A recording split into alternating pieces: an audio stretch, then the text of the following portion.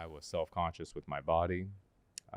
It's what drove me to work out so hard and diet so hard. And then, I would eat something and suddenly I'm holding water. Suddenly I gain like 1.5 pounds. And with abs, 1.5 pounds, the abs are like half gone, right? Yeah. And then I'm making videos all the time too. So it was definitely a thing. It was definitely very challenging. And I did my best on screen. And, most time people watch the videos, they can't really tell. Just like fitness people today. It's like, oh, they're so confident. Look how great they look. But I can be truthful on my end and say that I dealt with nervousness and self-conscious, and I would have anxiety at times, and I wouldn't feel comfortable in front of people. And I didn't think that my body was good enough. And so strange. Body dysmorphia is a real thing, isn't it? It's a real thing. There's like we used to call it like little man syndrome. Yeah. Where you think you're little and you're like the biggest person around all the time.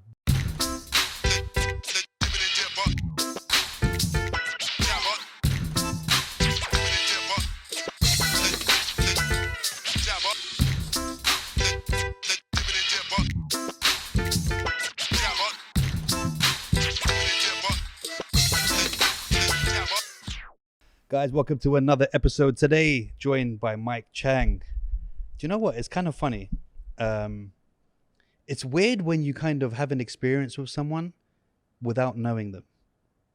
And I have had an experience with you because I was big into the fitness game back in the day as well. And I used to watch your videos. And it's weird because you kind of know the person to a certain extent. I mean, you don't know them, but you have interactions with them. Okay, it's one way. They're speaking to you, but you kind of build a weird relationship. Yeah, it's like you almost know, how they act, the way they move, what they're going to say, the way they say it. It's very strange. And one thing is, I mean, I'm sure you know this, but you changed so many lives with young boys growing up because so many people used to watch your videos. Like the number of views you used to get on the SIXPACK Shortcuts videos were huge. Like how many millions would you say that? Oh man, I don't know, maybe 500 or 600 million. Yeah, millions. You just say that like it's normal. You're like 500 or 600 million. Like that's a normal thing. Something like that. You're being humble about it. Let's talk about that time when you started SIXPACK Shortcuts. Where were you in your life at that period? This is some people may not know. When I started, I had nothing. My bank account was overdrafted like every month. I mean, it was so sad. Like I'd go into the store and I'd buy a can of like Monster energy drink, and then afterwards I buy a bottle of water like maybe a little later, and then I look on my bank account and there's $35 overdraft charge for each one of them. And I'm like, oh shit. So it's like $70, and I was already negative. So now I start off, I'll be negative like $200, and then we pay ourselves like $400. So then I get like 200 left. I'm like, oh man, I'm gonna go negative again. That was the whole first year of SIXPACK Shortcuts starting. Wow. So we didn't have, we didn't have any investors. We didn't have any money. It was literally just my partner and I. We decided, hey, let's go and start this business. Let's get fitness out there, and let's use YouTube as this platform, and just see what happens. We're just gonna work our asses off, and that's pretty much what we did. People used to ask me like, how do we do it? And the best thing that I could really tell them, the most accurate thing was, we just worked really, really hard. Consistency. Yeah, well, consistency and working like 3 months with no days off because we want to launch something, and working 14, 16-hour days back to back. And we did that for years. And because we believe that we lead by example. So because of that, a lot of our team members would follow our footsteps, and they did the same thing. So we were able to output tremendously more than other people. And that's how we grew it. It wasn't really from being very smart or or having any special techniques. We literally found out so many. Being shredded, like super shredded. Like that was one thing that worked in your favor for sure, because when you're watching something like that, you want the person to look like they know what the secrets are, right? Yeah, and something that we realized was, why aren't other trainers having their shirt off when they make videos. And, you know, back then, I think nowadays people wouldn't even think about it. You know, it's just a normal thing. You know, 9, 10 years ago, if you have your shirt off and you're a trainer, it's like you're not even taken. You may not be taken seriously. It's like you're a professional. I don't even have a shirt. You know, you don't even own a shirt. And so, but we decided it kind of just makes sense. Maybe there's that underlying, maybe somebody thinks that's kind of weird, but there's this underlying thought going, this person knows what he's talking about because he's in shape. Yeah. So we just kept doing it. And I think that was a very important factor because not everybody was doing that. But so when you initially started it, you didn't start it as Mike doing a YouTube channel just to tell people how to get fit. You initially started thinking, oh, this is a business. Yes. Before that, I was in training. I was in, you know, different businesses, real estate and all these things. But I've always had a passion for fitness and for training. I started training when I was 11. So this idea of combining business and fitness, you know, together was like the dream job. But I didn't really know how to do it because normally if you're a trainer, how do you make more money? Go work for a gym, go train personal training sessions, go, you know, find a whole bunch of trainers and then have them train for you. That was kind of like the model. Nobody really knew other ways to do so. So I didn't want to follow those models. So I never really was able to pursue fitness like full on because I wanted to go and build a scalable business. And so I didn't know how to do it. And then when I found out about, you know, online marketing, this idea of that the store is open 24 hours a day, like it sounds silly now. People are like, that's just normal. Back in the day when like Tim Ferriss launched like 4-hour work week, it's like a new thing. So yeah, so we had a plan that we're going to go and sell fitness programs and workouts. And we were just trying to figure out what would be the platform to use. And we didn't know if YouTube was going to work. We just tossed up a couple of videos and see. And I remember our first video when we had pretty much no subscribers, or like 10, we had like 8,000 views, which is like enormous for just starting out. So we said, maybe there's potential here. Wow. And when was it that you had that kind of awakening moment that, oh no, hold on a minute, this is actually really working and this is going to make a lot of money and this is actually a scalable business that's working and showing that it's working? You know, I'm trying to think if there was this one moment. Actually, I can't pinpoint that one moment when that idea came through, but there was this moment that was it was scary, but at the same time there was that idea that was coming through. And this was when we decided we were spending money on ads, and you know, we were supposed to make back the money that we spend. If we were profitable, great. You know, if we lost a little, no big deal. Okay. So then I remember the max amount of money that we spent in one day was something like $2,000 or $3,000, you know, and it was like, you know, we were able to make back majority, sometimes profit a little bit. So I remember one day I get a call from my partner. He's like, hey, you know, so, you know, you should come upstairs and check this out. Upstairs was where our office was. We used to live, like we rented out like different apartments in this one set. And I go, well, what's happening? He's like, well, you know, we spent $15,000 yesterday in ads. I was like, whoa. It's like, wow, like that's like 5 times the amount that we normally.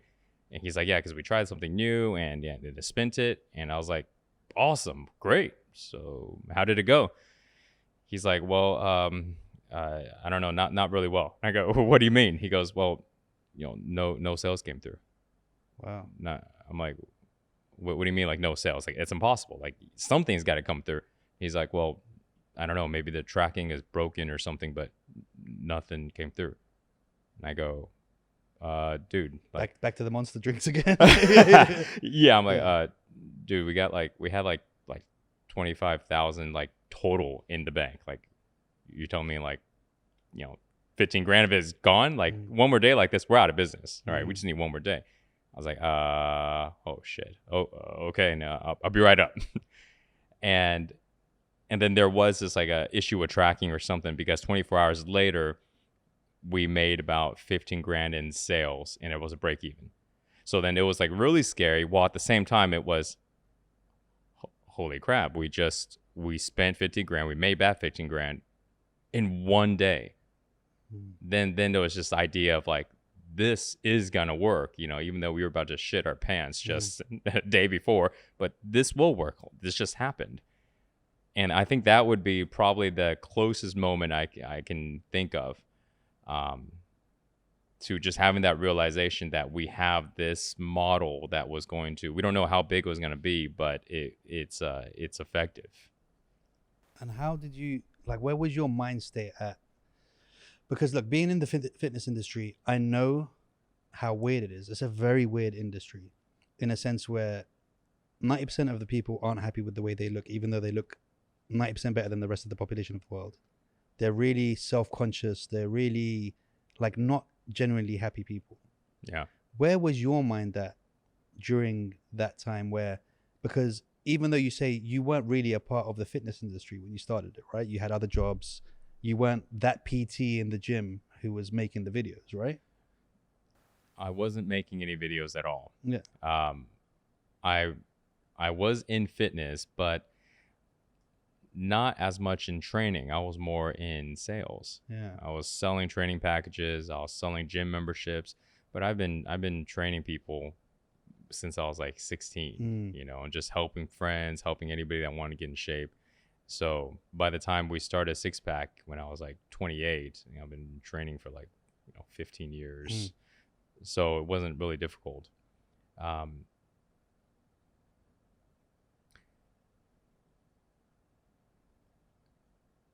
So what was the question again? He was like, so I was like, he's taking a really big pause. This is going to be so profound. Yeah, and he's like, I forgot. So yeah, so because obviously you became big in the YouTube world amongst the peers of the other fitness trainers and that. And obviously, again, in fitness trainer, a lot of people are self-conscious. A lot of hate goes around as well. Okay. Other trainers hating, oh, he doesn't do this way. He's on roids. Like everything starts to become different once you start becoming well-known and in the public eye. So what kind of things happened with you and how was your mind state and how did you handle that or deal with it, or if there was any of that? Oh yeah, that's a good question. Well, I was exactly how you described it. I was self-conscious with my body.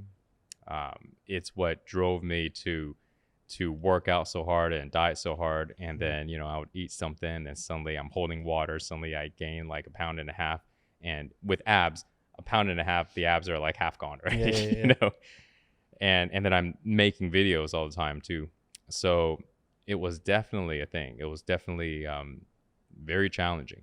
And I did my best on screen. And, you know, most time people watch the videos, they can't really tell. Just like fitness people today. It's like, oh, they're so confident. Look how great they look. But I can be truthful on my end and say that I dealt with nervousness and self-conscious, and I would have anxiety at times, and I wouldn't feel comfortable in front of people. And I didn't think that my body was good enough. And so strange. Body dysmorphia is a real thing, isn't it? It's a real thing. There's like we used to call it like little man syndrome. Yeah. You know, where you think you're little and you're like the biggest person around all the time. Yeah. And then even now, I was looking at a couple of my old videos recently, and I'm looking at myself, I'm thinking, damn, I was pretty big, you know. Yeah. But then back then, I just didn't think that way. And of course, because you're staring at Mr. Olympia, you know, bodybuilders all the time. So of course you're like a tiny little person, and then a normal person, you know, it was like back then we had names, you know, we call them like, oh, normies. You know, it's just silly. It's very weird. It's honestly, because body dysmorphia, I don't think people understand it to the point, like there's so many levels of it. Obviously you get it in the roid heads who just don't seem to know when enough is enough. Right. And they're huge, but they're still very, no, I need to get bigger and blah, blah, blah. Self-conscious, like they want to hide the way their body looks. Kind of thing. And like I used to be super shredded, like 6% body fat all year round. Yeah. And I was with my friend the other day. Literally, we were at a restaurant, and he was like feeling my arms. He was like, "Oh, you're still 40 years old. You still look good and stuff. You're still thingy." And I was like, "Yeah, but I'm fat." And he looked at me like, "I'm gonna stab you in your face, mate." Do you know what I mean? Like, do you know? Like, this is fat. What's that? Do you know what I mean? You're nothing. Like you're just about able to breathe. If a wind hits you and it's cold enough, that's it. You're gonna die. Like, but you forget those things because you're so used to being a certain way. So the second you kind of let go for a month and you get a little bit of pudge, you're just like, oh my God, my world is over. And here's the next thing. I mean? Did you lift up and shirt? Go, well, look at this. And then you see the defined 4-pack with the fat. Do you know what I mean?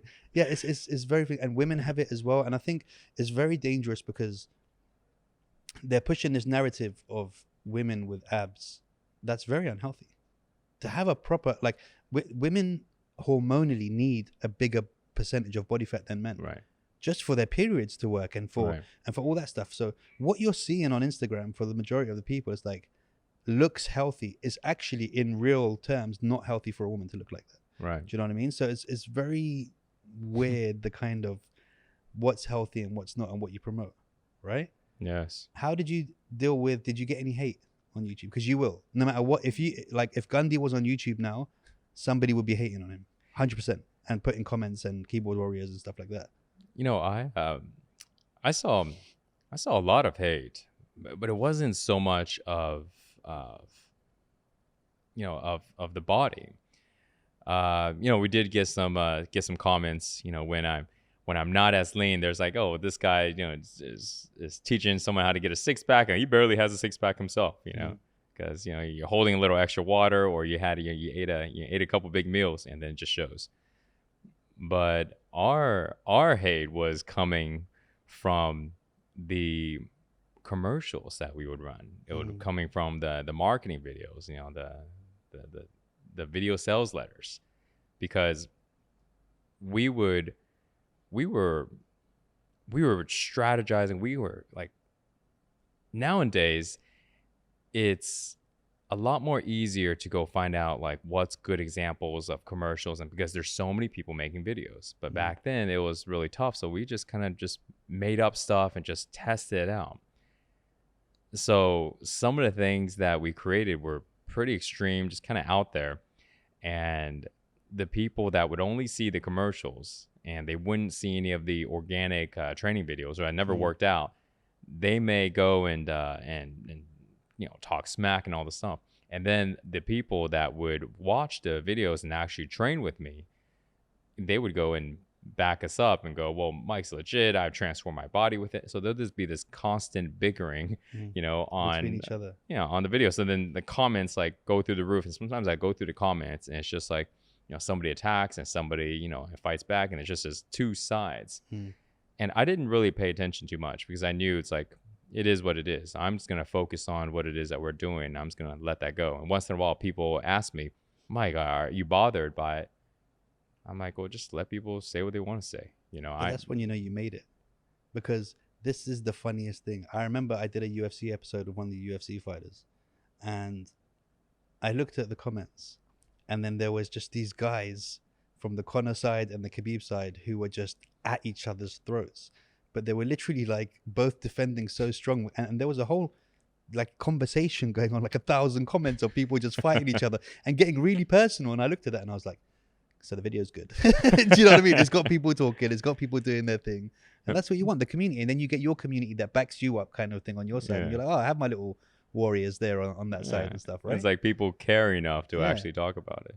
Do you feel like you acknowledged in the kind of the size of the industry that you did, because you scaled it up to how much? What was it worth before you walked away? You know, when I left, I think we were at 3.2 million subscribers. Yeah. And we were the most subscribed channel at the time. And what about monetarily? We were doing a little over 13 million, maybe like 13.5 or something like that. What? Per year. And you decided, not for me? Yeah. Why? Yeah. So remember when we talked about how, you know, I was feeling, you know, the anxiety and feeling the self-anxiousness and all these things. Well, at the time, if you were to ask me if I was happy, you know, what do I think about all this? I would, without hesitation, tell you how awesome life is, how happy I am, how grateful I am because, I'm doing exactly what I love, and, the office is super cool. Not cool like yours, by the way. Nothing like that. It's like, I wouldn't even say it's as cool as your break room. But it's like, it was fun. And so I had like this perfect life. That's what I would respond with, because I believe that. However, inside, I'm still dealing with all of these emotions. I'm smoking like a chimney, smoking butt all the time. I stopped drinking, but just wasn't happening internally. But I didn't know, because I would just kind of convince myself that everything was cool. And then I had an experience where I was able to change my energy. And now, if you were to tell me if it was somebody else telling me this, I would go, okay, cool, but I don't know how to grasp energy. What do you mean? But I can dive into that later. What happened was my energy changed in my body, and I had a complete shift in my state of being. And then from there, suddenly I was the happiest I've ever been. My mind went silent. So everybody who's even watching or listening to this, you hear the voice in your head. Have you ever not hear the voice in your head for a sustained period, not just for like a split moment, right? So most people can't even relate to how that would be. And my mind went completely silent.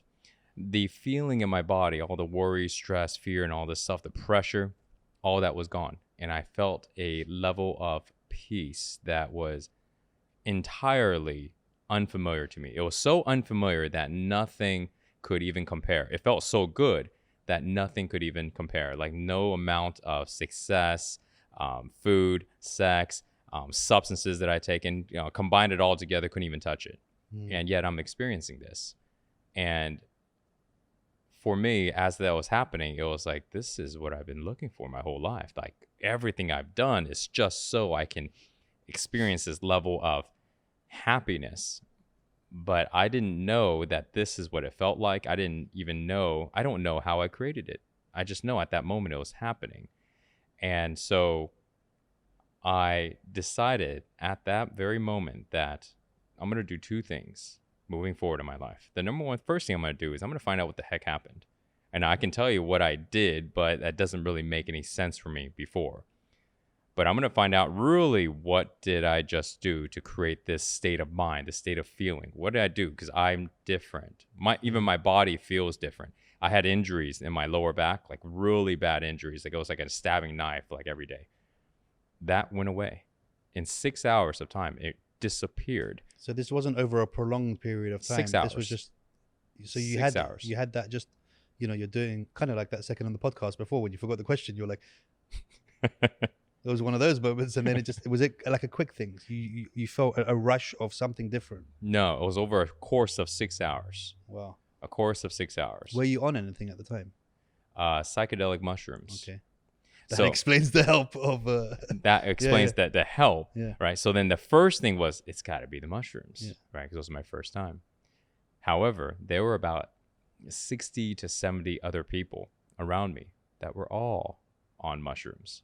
What party is this that you're going to with 60 or 70 people just on mushrooms? Gotta keep that one confidential. Yeah, exactly, yeah. And nobody else was having this experience. Everybody was chilling, everybody's cool, but not what I'm experiencing. So I knew that it's not just the mushrooms alone, even though maybe it has something to do with it, but it can't just be that. So injuries went away. My body felt so light, it actually felt like I was floating. Like straight up. Like imagine you see a helium balloon, bounce off, it's defying gravity.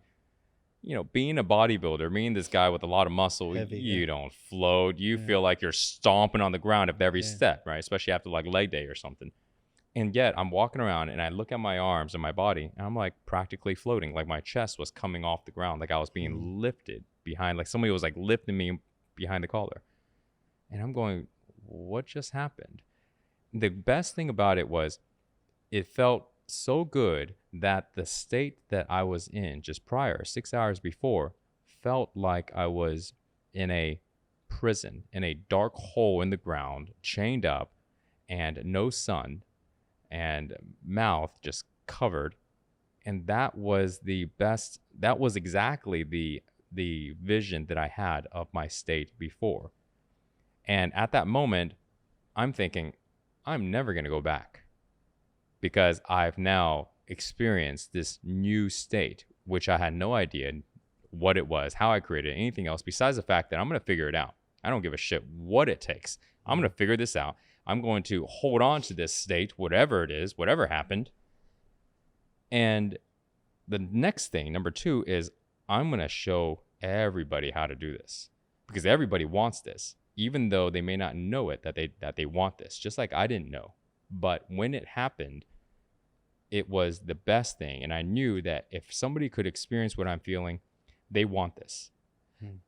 And those are the 2 decisions. And I was willing to give up anything and everything for it, because nothing could even touch it. Nothing could even come close. Like, at that level, I experienced, massive success, and I could buy whatever I want to a certain degree. Full financial freedom at that Full stage. financial freedom, had the body, the friends, my level of popularity was getting to this next level. I was starting to enter kind of like the what I'll call like the low end of like the celebrity statuses, not like movie star stuff, but like the low end coming up now. I'm starting to hang out with some movie stars now. It was happening. But nothing was allowing me to experience that. All these things are happening, but I was still, not happy inside. But I didn't know until I had that experience. And when I did, I realized this is what life is really about.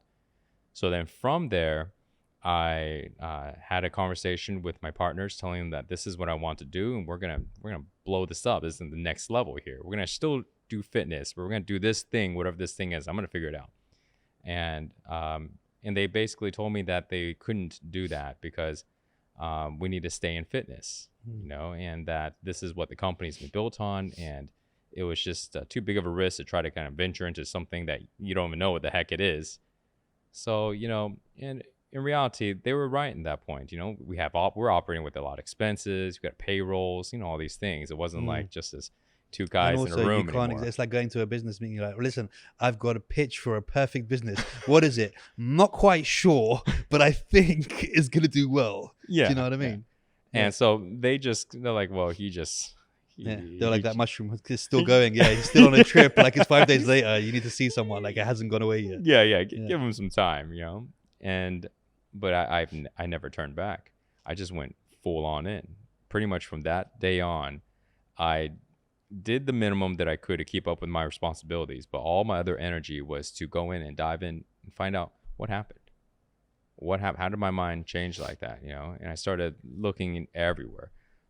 Started diving into enlightenment, awakenings, and I read as many books as I can. And I didn't really have anybody to talk to because nobody knew what the heck was happening. And you can't quite explain it to them either. Couldn't explain it at all. Yeah. But then slowly, as I started to dive in more and more, I started getting introduced to this new type of people, the quote conscious people, which now, again, fast forward 7-8 years, it's a little more popular term, and suddenly I'm entering this new world where everybody's talking about different dimensions, and everybody's all about being so grateful for things and happy about things. And nobody cares about making a lot of money. In my world, it was all about traffic conversions, marketing, and success. And so it's just this whole new thing.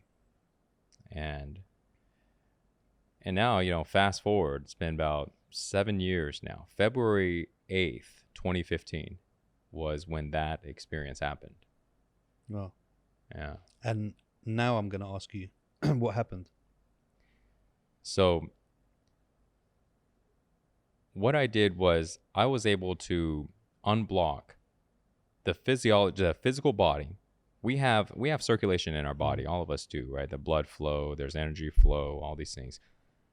I was able to unblock all of it. And the mushrooms helped big time. But on top of that, I was tapping on my body. I was stretching. I was moving. I was doing all these things with my body that I didn't know what I was doing. Just felt intuitively correct to do it. Felt good to do it. Kind of like it was the voice that you couldn't hear telling you to do it. could be, right? And I opened up all of this energy. And then when I opened up this energy, my mind was able to see in a different perspective, like what's actually happening in real life now. Like anybody that's let's say right now, if they were upset about something, you know, their mind is thinking in these upset thoughts. And then if you were to have this person go ahead and, you know, shake it out, let's go for a run, let's get some fresh air, right? And then they go for fresh air, and then 30 minutes later they come out, how you feeling? Oh, I feel better now, which means they literally can see things a little differently. Before, they were really upset and they couldn't kind of, you know, take a step back. So, and now imagine the same thing, but on a really, really, really extreme level. Same idea. What would happen if we open up everything in the body? So then now somebody's mind would completely shift. So that what was happening. My mind was able to drop all these thoughts that I kept running in my head. Now, then simultaneously, I started to dive in and to see all of these stories I used to talk about myself, about life, about what drives me. And I was able to see that those stories were just made up. And I didn't do it with just 1 or 2 or 3 or 10 stories. I did it with every single story, at least like 30 stories about, like, we're talking about like deep things that drive a person to do what they do, you know, and the values that someone has for their life, the belief systems that they have about themselves. I was able to see how they were created all the way back into events, because I just started mapping out my life. And once I saw that they were just an idea, I basically made it up. It was straight up biasm. In other words, it could have happened any other way, but because I saw it in that way, I believed it. It became real, and I acted on it for my entire life up to that point.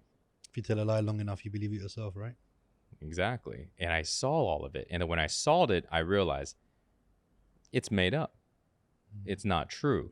And once a person sees that, it's like the Truman Show. You know, you think it's all real until you realize, oh no, it's all fake. Then what? Well, then the whole thing doesn't have the same controlling power. We're not a victim of it. We're not controlled by it. And that's what happened, is I became not controlled by all of the beliefs, all of that framework of who I was and how I was going to do things.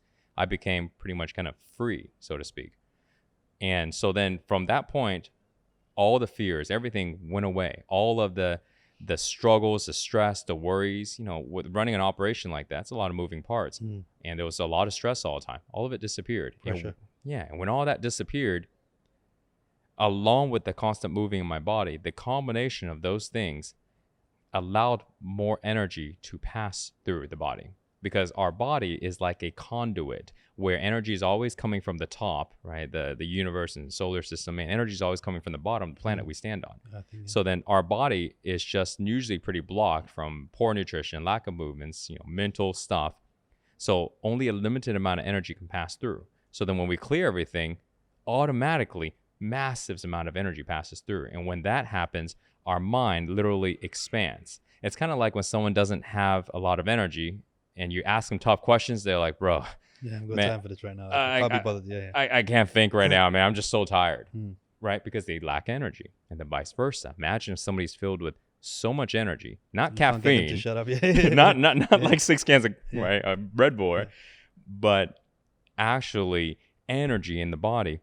Their mind now can hold on to so much information simultaneously, and when you ask them something, they can connect the dots all in their head. It's like their processing ability goes through the roof. On the go processing. On the go, on the spot. Like their mind turns into a supercomputer. I didn't mention this, but before this event, I was actually starting to struggle to understand complex conversations. It's like I couldn't even hear it because my head was too loud. And so I struggled in meetings with my managers. It's like I literally couldn't keep up with what the heck they were saying.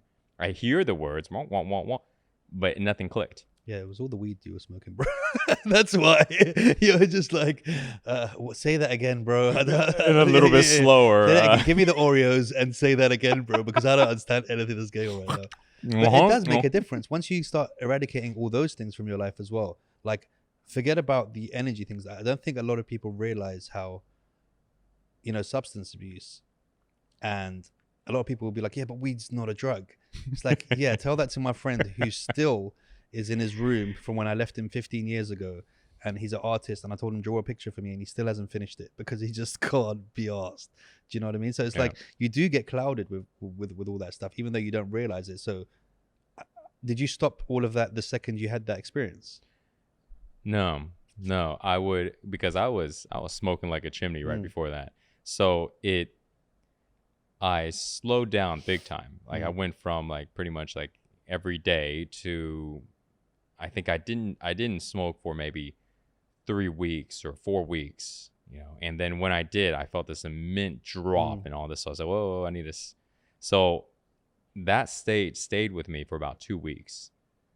And you know, I'm walking around floating all the time and all this stuff. And I slept about 2 hours a day. Wow. 2 to 3. I went from 9 meals a day to 2 meals a day. I dropped 8 pounds in 1 week, and I felt incredible. I wasn't tired, no bags, not any sense of fatigueness, which was the strangest thing. But then that lasted for about 2 weeks, and then after that, it's kind of went back to normal, but not the normal like before. It's kind of like if I would say it dropped about 50%. Right, I was still really happy and just still feeling free, but not like how it was when I first started. But yeah, with the smoking, I started to do it a lot less. And then over the course of the years, I will dabble in it, I will stop, I'll dabble in it, I'll stop. And I started to see the connection of what it was doing, you know, with my mind and my body and my emotions. And I started to kind of connect the dots, you know, to basically like what you're saying. It fogs up the mind. It changes the energy in the body, but it doesn't expand it. It's like it gets the person to be able to feel more, while at the same time it makes the mind really, really foggy. So we just kind of feel we're just kind of doing these energy things into a different place, and then there's no centerness, you know. There's no the focus entirely changes. It's the worst thing that a person can do when they really want to accomplish goals and get shit done. It's like wearing shoes, right? Like, you know, when you stop wearing shoes and you start going barefoot for a while and start earthing yourself, you can actually feel the difference in how you feel energy-wise. So I remember when I was traveling, I went for years traveling around the world, and I literally didn't wear shoes. I was barefoot everywhere, all through South America and everything. Then I came back to London because it was the end of the travel. And then I put a pair of trainers on, and I was like, this is awful. Like, what are these foot prisons that I've put? Like, it was really weird because, again, like, I don't think people realize like the difference that we're not supposed to be wearing those things. Like, the soles of our feet literally do take energy from the ground. Yeah. Like, do you know what I mean? The earth. Like, if you're on grass, like if you go out every morning and put your feet barefoot on the grass, you literally will have a better day because you earthed yourself for 10 minutes at the start of your day. And I don't think people realize that stuff. It's really strange. The same thing with underwear. Yeah. That's why I'm not wearing it. Commando all the way. There you go. If you're closer, I'd high five you. But with what? People like no, yeah. But do you think a lot of your stuff that you dealt with had childhood traumas involved in it? Because I'm quite into that. I never used to be before, but the more I have a lot of interesting people on the show, and one thing that I'm starting to see is that a lot of people don't look back far enough to see why their problems and where they stem from and why they have certain characteristics that kind of have bled into their adult life. Yes, it's directly connected. And on a side note, the reason why so many people are interested now in the world is because the consciousness is shifting on the planet. So everybody on the planet is influenced, kind of like all the bacteria and all of the millions and billions of organisms that are inside of us. We are a planet for them. And if we change our state, every one of those guys will change. So, but now that being said, tremendously, there were things that happened that made me believe this is the way I need to do things. Here's what I need to prove myself to that. I'm going to show them, right? And they get ingrained.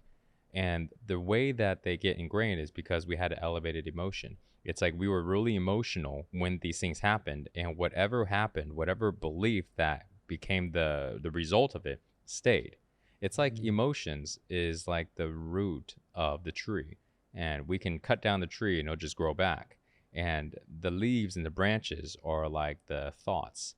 And so if we want to change belief systems, we have to uproot the emotion. That's why when you have a problem, you grab it by the root, right? Yeah. The root of the problem, and you get it sorted. Yeah. But the way to release those emotions is we have to feel them, and we have to feel them fully. So when people go, yeah, I feel it. But what they're really saying is, yeah, I'm aware of it right now. I feel it. Now that I feel it, okay, I'm good. No, no, no. You got to keep feeling it. And somebody will go, okay, but for how long? And the real answer is, it's just like the same answer with meditation. The real answer is, how long do you need to feel it? Until it's gone. They go, whoa, so what if it takes 2 hours? You got your answer. Same thing with meditation. How long do I need to meditate? Done, yeah. The real answer is until you don't care to stop. That's the real answer. If somebody really wants to be really hardcore meditation, how long do I need to meditate? If you meditate long enough, there'll be a point to where you don't care to stop. And when you don't care to stop, that's when you are done. And if you do care to stop, then the you that wants to stop, hence identity, hence ego, hence you're still self-aware. He's under pressure. He's like, oh, we're starting to figure stuff out and I don't like it. Yeah. You know what I mean? Let's get out of it. Still trying to control things. And when are we going to stop, right? And then we finally surrender. And it's like, okay, I'm just going to accept. And then when that happens, it's like, okay, now you're done. You passed the test. The mind is very strange. I mean, I think I've always been quite good with sourcing traumas and that kind of stuff. But it was only when I had my kids that I started to realize, like you say, how strong emotions are. And like little changes, like, hey, listen, we're going to go to the store and buy something on the way home. Something happens and we can't stop at the store anymore. The tears and the emotion and it's the end of their world. So imagine that being something as small as we're not going to get that candy anymore to something actually happening. The way you absorb things when you're younger is at such a higher rate of emotion than we do now. Like now, someone could piss me off and I've had this shitty day and I'm over it tomorrow. Do you know what I mean? But I don't think people realize that if things happen to you in those child stages where you're still learning everything about yourself, about the world, about why is someone doing this to me or whatever, that it can go so deep into your psyche and stay with you for so long that I think people forget that and they don't realize how much of the rest of their lives that can control. It's very true. And I think what would really help, and this is something that's slowly kind of happening, right? Like us having this conversation about it. Imagine how many people watching that may have children.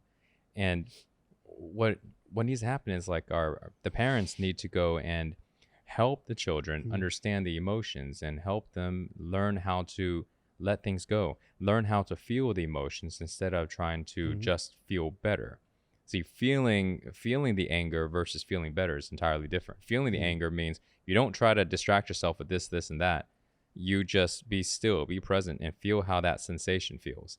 And the act of doing so is what allows it to release. And if a child starts to learn that, along with, doing general movements for self-care, they can grow up and not hold on to all these things. But if they don't, then like most adults, we never were taught on how to release emotions, and then we just know how to deal with it with smoking, drinking, or distraction with something. And then it just stays with us. And some of us starts to figure it out in our older years, and then some never figure it out. And they're the old grumpy old man. Yes, yeah. Get out of my house, just live in their little world. Yeah. So how has your training changed now? Because I know you do a lot of things that are completely different to the bodybuilding world that you used to come to. Yeah. You've added a lot of flow into your stuff. And so explain now your ideal way of training and what you think the ideal way of training is for people.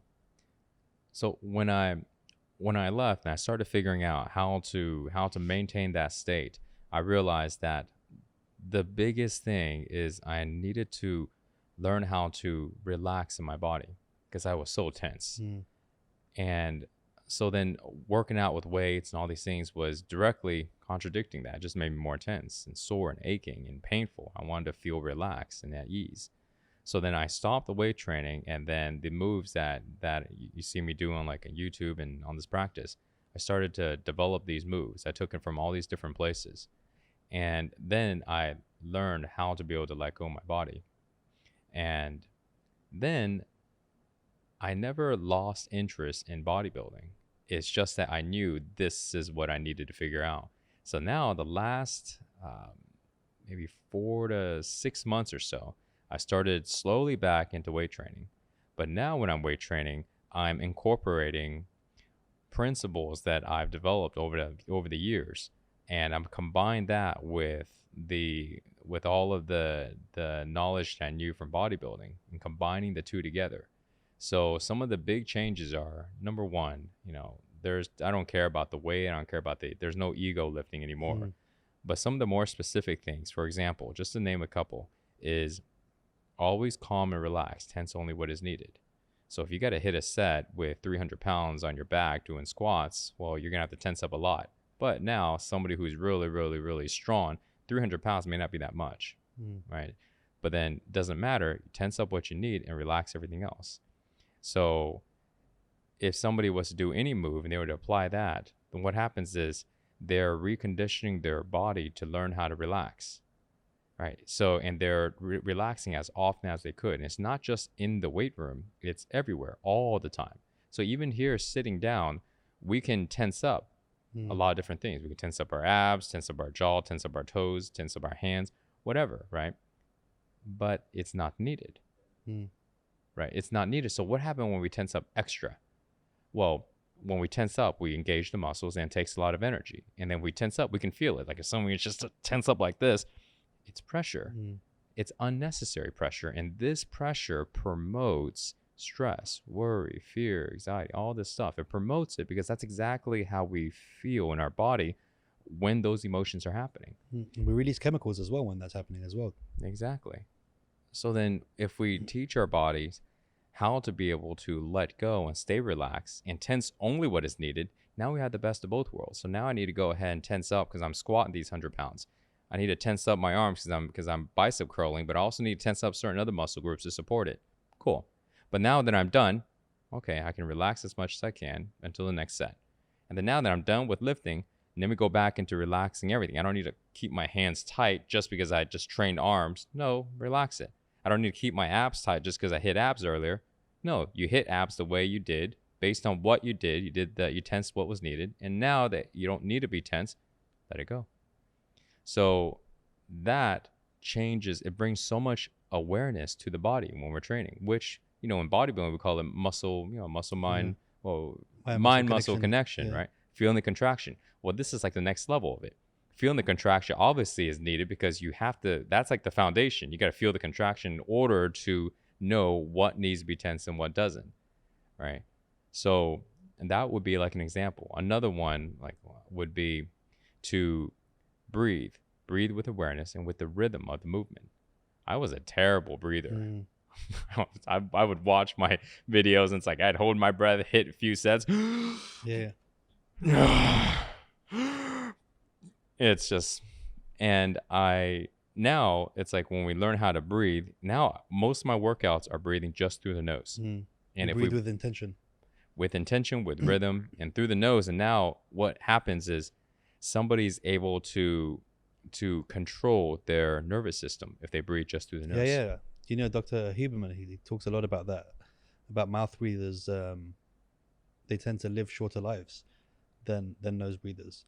They tend to get more wrinkles on their face. They tend to get more, so many more issues because you're not supposed to be taking in air through your mouth. It's just not the way it's supposed to happen.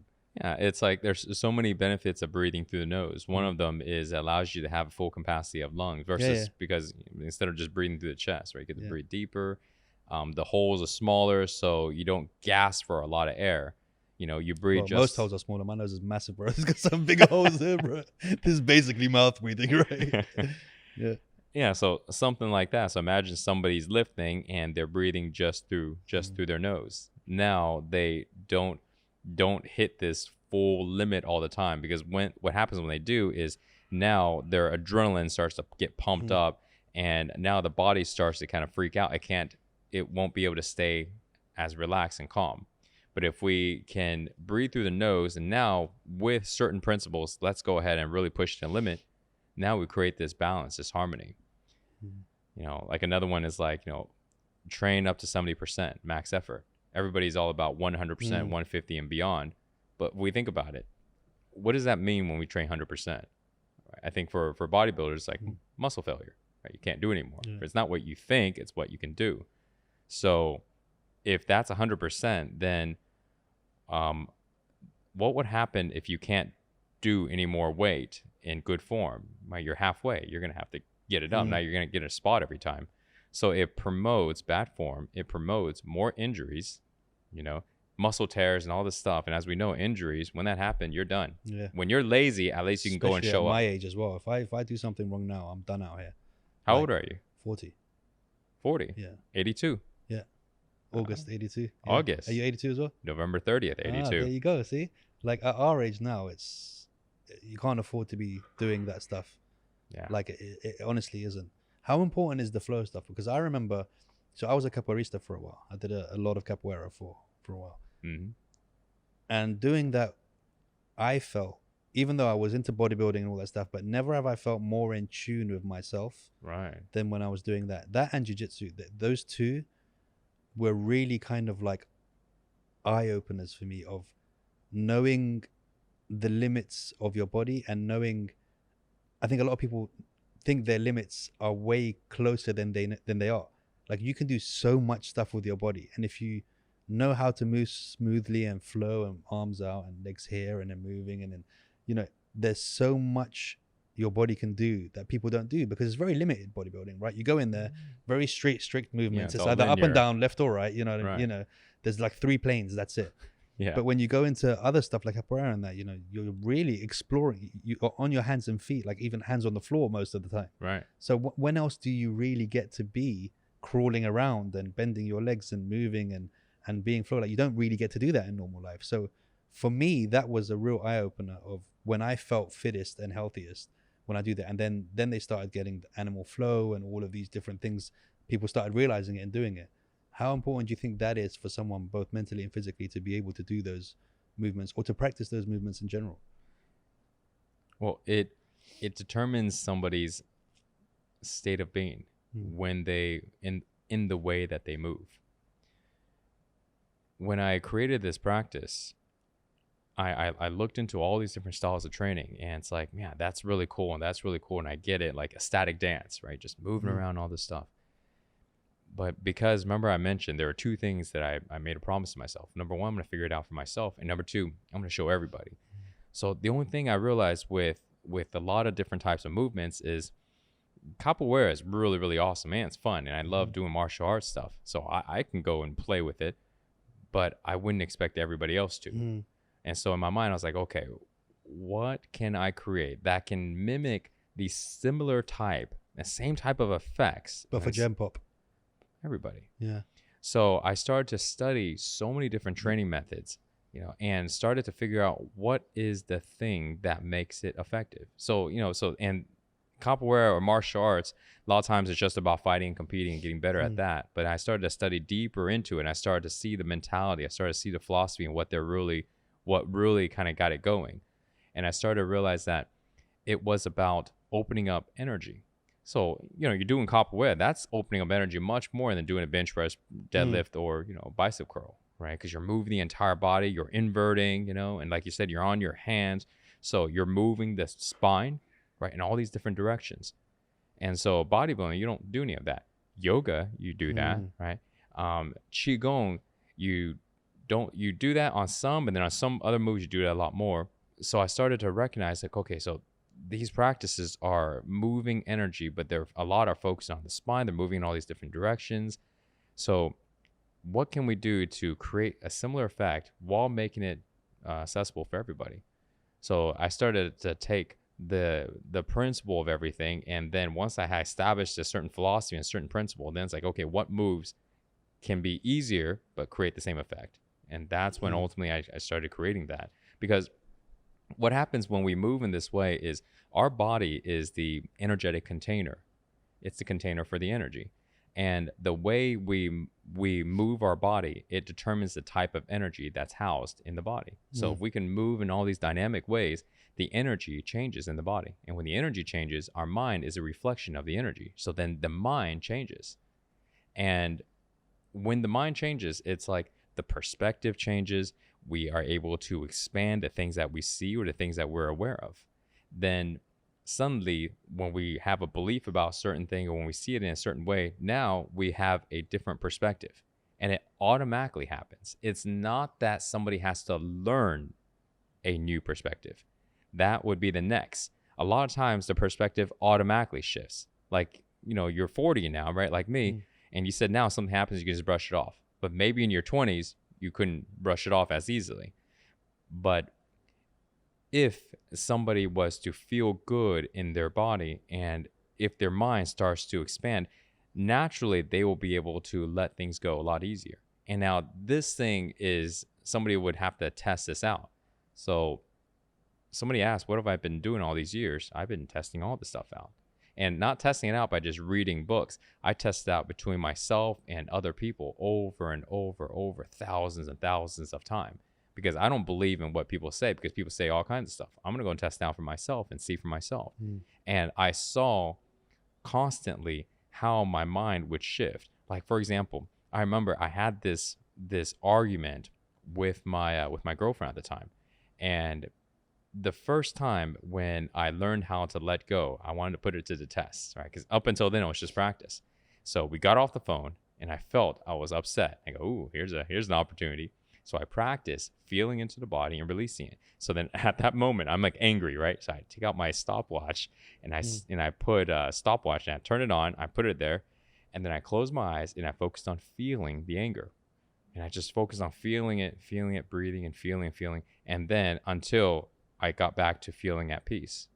And then once I was at peace and I was certain that everything is gone, I feel fine, I opened my eyes and I looked, 8 minutes. And I was like, holy crap. 8 minutes? I used to be angry for 2.5 days. Like you get into argument at night and then you don't talk to each other for the rest of the night. The next morning, you kind of avoid like they're there. You go to work. I'm going to get out of the house before she wakes up because I can't be asked to deal with this now. Yeah. And then the next day, it's like you're just not talking too much at night. And then you talk a little bit and you're back into an argument. And then 2.5 days. I've done that for most of my life. And here it is, 8 minutes, I got past it. I was like, now it wasn't anything big, but it was enough that I was angry. So then fast forward a couple months later, we had a really big fight. I was so pissed off. I wanted to pound the ground. And it's been maybe like over a year since I wanted to be physically hitting something. People used to call me the Hulk because I would break everything, and you give me some drinks and then I just get mad. I just punch everything. And then even when I'm not alcohol, I will still punch everything. You just see me in the meetings. I'm slamming tables. I'm punching walls like all the time. And I remember I was so mad as I clenched my fist and I was about to come down and just start pounding the ground. That's how upset I was. And I didn't do it. And then I was like, okay. And I can recognize, it's been over a year and I'm kind of back to how I was. And I can recognize it, like, no. So, and then she looked at me. She's like, she's not mad. She's like, well, Mike, you should go and just kind of release that. And you're just like, don't even tell me. Yeah, so mad. So I just said, okay. Just like furious. I walked over to this room. I closed the door. And then I started to do this practice that I created. And usually it's 60 minutes. I did 3 hours. I just repeated it over and over and over. And once I get to a certain point, I felt my body. It was still charged. I just kept going. And at the end of the 3 hours, I'm sitting there in meditation. And I didn't stop until I felt back to this place of peace. And I remember at the end of it, I felt that peace. And then I just stayed there. And then I opened my eyes and I was at peace. The thing that we were fighting about, I realized then there was no reason to even fight about it. There was no reason to even have a new discussion. It's like, doesn't even matter. It literally didn't even matter. The whole conversation, I got so mad, it doesn't even matter. So then I walked back out and I was like, hey, hello. And she's like, fine. And I'm like, I'm sorry for earlier. She's like, okay, that's okay. And that was it. And I remember that being really, really clear because I was like, okay, it worked months before in a small little thing, but this one was so fired up and it worked. And here's the interesting thing. We didn't have a talk. I didn't think about what happened, try to come up with a solution. He said, she said, nothing. I literally just went and moved my body and stretched and breathed. That's it. Until I got back to a state of calmness and peace. And then when I thought about it, there was no problems. There was nothing that was needed to be said. And I remember thinking,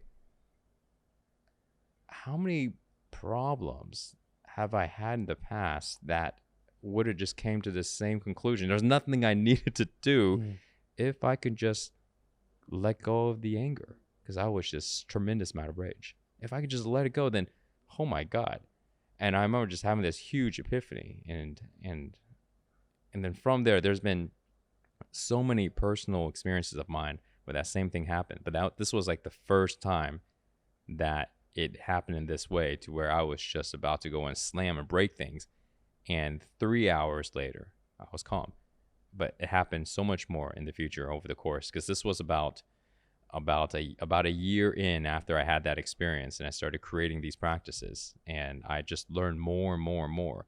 And over time, I started to see this pattern, because I would eat garbage. I would eat like a tub of ice cream, eat all this stuff, and I'm like feeling great, like we're just chilling right now. And then now we just clean up on a buffet, eat all this stuff, and then after that, suddenly I feel stress. Suddenly I'm worried about this and worried about that. And then I noticed that would happen. And I'm like, oh, and I realized, oh, so maybe did the food just change my state of mind? All the sugars and the MSG and all that other stuff inside it. Clogging it all up. Yeah. So then I would go, okay, well, what would happen? Could I clear it? And then what would happen? So then I would go and do the same thing. I'll practice, I'll move, I'll do all this stuff. And then once it's all cleared, I can feel it in my body. Suddenly my mind shifted again. I was like, holy crap. So my mind was good. I ate garbage. My mind became crap. Then I cleared it in my body, and my mind went back to normal. So I'm like, so this happened over the years, and I started to see the connecting dots. I'm like, so you're telling me that anger, depression, sadness, all of these stuff, guilt and shame and anxiousness, all of this can be gone very, very quickly. And I'm like, this is unbelievable. Like, how many people know this, you know? And I realized rarely anybody knows. How many people need to know this? Yeah. Everybody needs to know this. And now, given that I've been training since I was 11, so to go and just break into training and just move, not everybody has developed that habit or discipline. But if they knew that this could get rid of their emotions, it could put them back into centeredness, how many people are willing to go, you know what? Fuck, I'm just gonna do it. I hate to work out, but I need to let go of this anger, because I'm just yelling at my kid right now, and I just want to strangle this motherfucker. But I know I don't want to do that, but yet this is what I want to do. You know, maybe I'm just gonna go and follow this, you know, this philosophy and see what happens. I think there would be a good amount of people that would do it just because they realize that that's how their mind body work, and they would test it out. And all it takes is doing it a couple times and seeing the results. Then they know for themselves. It's not like they'll listen to me and trust, who cares what I'm saying? Try it out for yourself, and then you'll see in your own life. And after that, it's part of your thing now. It's not something you heard from somebody else. You have your own experience of it. Okay, here's a question. I want you to think about it before you answer it, because the answer might seem standard and simple. But is life easier now that you know this, or harder? And I say harder because your accountability's changed now, because you have the information. Ignorance is bliss, right? Now that you know all of these things, is it harder to live with this knowledge than it was without? Tremendously easier. By far. Can't even touch it. Not even close. Really? But I don't mean harder in a sense of, and you're not as happy, but I mean, because once you have information, it's dangerous, because you're then accountable to be good, to be better. Only in the old state of mind. You see, right now when you're saying that, that's only in a certain state of mind. You would believe that. But then once you're there, you think of it differently. When we release all these things, there's a different understanding of responsibility, accountability. We realize, for example, that we are not responsible for other people's lives. We cannot even control our own. we think we can, and we need to act as if we can. But in reality, we don't have control over our life. This will be a deep conversation, dive into that, and that's another episode. But when we realize that we don't need to control other people's lives, other people are responsible for their own. So then now we do the best we can, but whatever happens, we are not attached to it. So we know that this is what it takes and this is what's needed. And so we do our best. We plan it out, we work our butt off, but whatever happens. We're not attached to the outcome. But if somebody was attached to the outcome and they knew this is the secret, this is how a human, being really works, and they have a sense of fear still attached to it. So then they go, well, if I don't tell this to everybody, then I'm doing a disservice. I feel bad about myself. You see, so what happens is just because they have the information, they never applied it. So they're still dealing with fear. Without the fear, and this information, what happens? Well, you do your best, but you don't get upset. It doesn't bother you with the outcome, because we're not attached to the outcome of things. We don't have strong personal preferences. We don't care. We don't judge things. I was on the way here. I was talking to somebody in the car, and we were talking, and I was saying that everybody operates off of emotions all the time. Emotional high, emotional low. But emotions are created from judgment. And when we stop judging everything, we stop being emotional. And when we stop being emotional and we stop judging everything, we're always centered, we're always balanced, we're always aware of the full picture. And not just like a limited part. So what's your mantra now? I don't know if I have one mantra. I don't have much things in my mind. It may sound strange. I can say we have like 3 layers of mind, like conscious, subconscious, and unconscious. Before, my conscious mind would always be running, the voice, right? There's all this stuff. It's turned off most of the time now. And so my subconscious mind, my level 2 mind is on, and so is my level 3. But because my level 1 is turned off, so I don't really hear much of a voice very often. Don't you miss the voice? No. No? My voice is cool as shit, bro. Yeah. Because when I don't like hear the voice.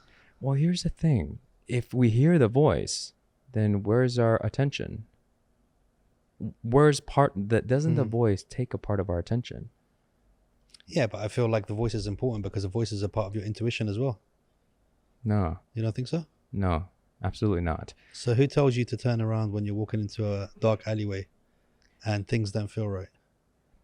We know to turn around. When we have the voice is very limited. It's like you walk into, check this out, right? You walk into your studio. Let's leave your studio. When I walked into your studio and I looked around,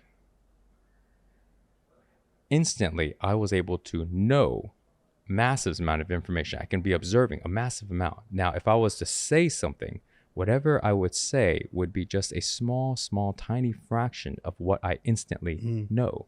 The knowing part is the level 2 and level 3 mind. Well, what I say is level 1 mind, conscious mind, the voice, you see. Interesting. Right? Think about it. Yeah. Right? Well, it's like, how can I even start to describe this as this? But imagine if I don't describe anything. I just walk around, just see just for 5 seconds.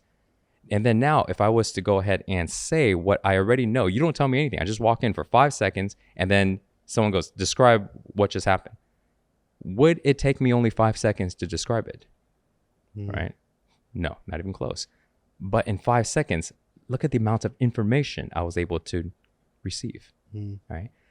That's because the top layer of the mind, selecting we say 10 words in 5 seconds.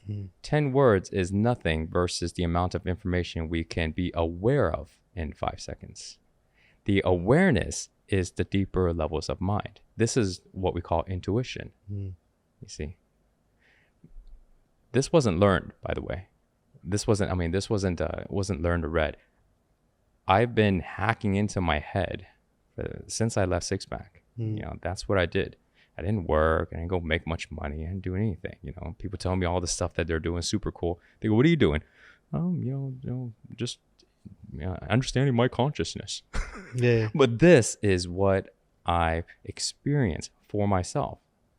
And so this way now I read about it once in a while, barely ever, but once I read about it and somebody out of the blue would say something like that because they did the same thing that I did. But most people don't even talk about this stuff. It's so in depth, but this is actually what happens in our mind, right? So then now imagine if we are walking around aware of everything. Every 5 seconds, we're aware of massive amount of information. Now, let's say, take a step back. Let's say we're consciously thinking.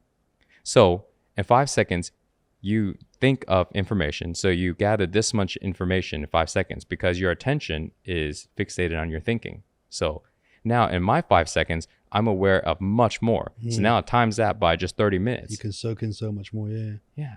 You know, and so now imagine that all the time. Imagine that in business. Imagine like someone's like, what's the best solution? And you're thinking, well, the best solution could be A, B, C, D. You know, thinking for 10 minutes, somebody who's not thinking can access tremendously more information in those 10 minutes because it's so much faster. That's how this can be applied in business and in life and everything else, because we're able to analyze and assess more information at a rapid speed. This is what happened to me at first when I silenced my mind, those 6 hours, and I silenced my mind, and then I was able to understand my entire life.